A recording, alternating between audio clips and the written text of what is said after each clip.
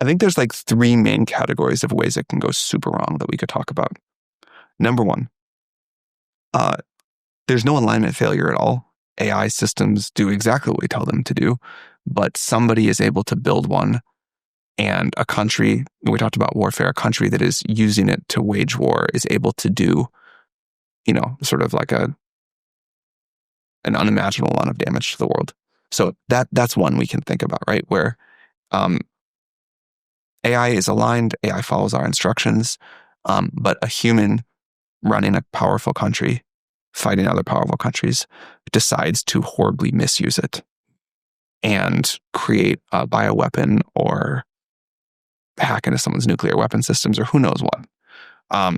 That's not really that's not an AI alignment failure in any sense of the word. It's that someone built it and it did exactly what they wanted them to do, but they had too much power relative to the rest of the world. This is why we think kind of like wide distribution of this is important, because these capabilities are coming. And if one bad guy has them and a lot of good guys don't, category one. Category two is sort of the more classic sci-fi, the sort of like AI, let's not even call it conscious, but the AI like develops some sense of agency and does not want to be stopped. And, even if it's just like trying to accomplish a goal and there's no intentionality or consciousness, but it's like, I need to not be stopped by these humans in pursuit of this goal.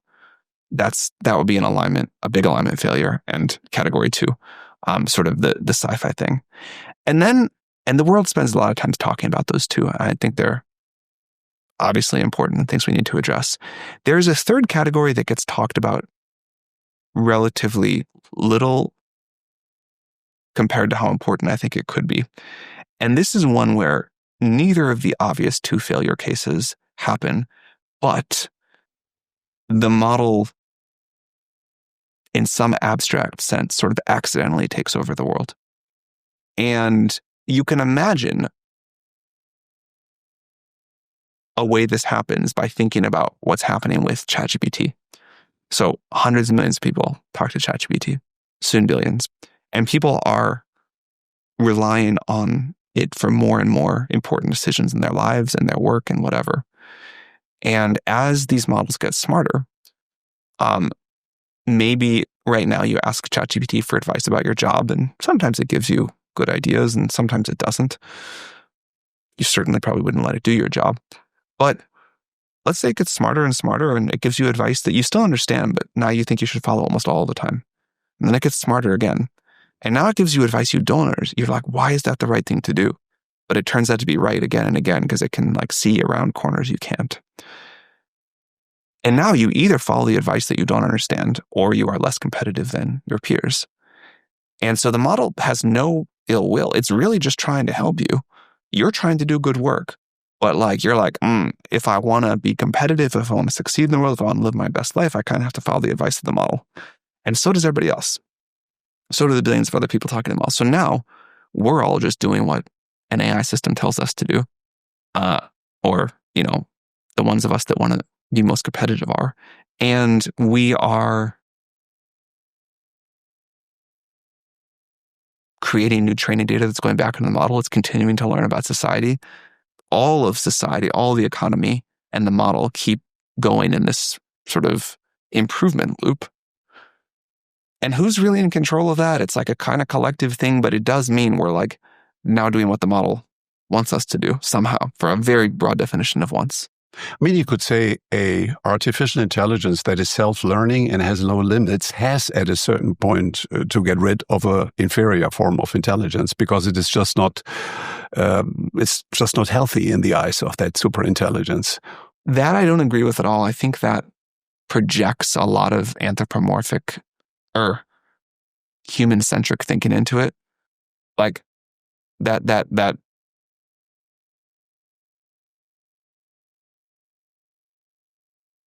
assumes that the AI will be like us in some sense, and our motivations and drives and all of that.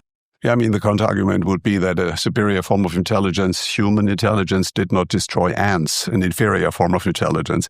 But in any case, we should be prepared for the fact that there will be a form of intelligence that is basically superior, and that may also give us direction and is going to guide us. A thing that my co-founder, Ilya Sutskever, used to say very early in the history of OpenAI, but I think was deeply wise, was that we'll get to kind of, say like, okay, Mr. Superintelligence, here's your goal for the rest of time. And people would talk about what that goal should be. And Ilya would say that we should want all AGIs to treat humans as a loving parent would their child. And I think that's like a really beautiful way of thinking about the problem. The warm-hearted AI, it's AI with empathy. It's a little bit different than just saying friendly. Like I think the loving parent. Yeah.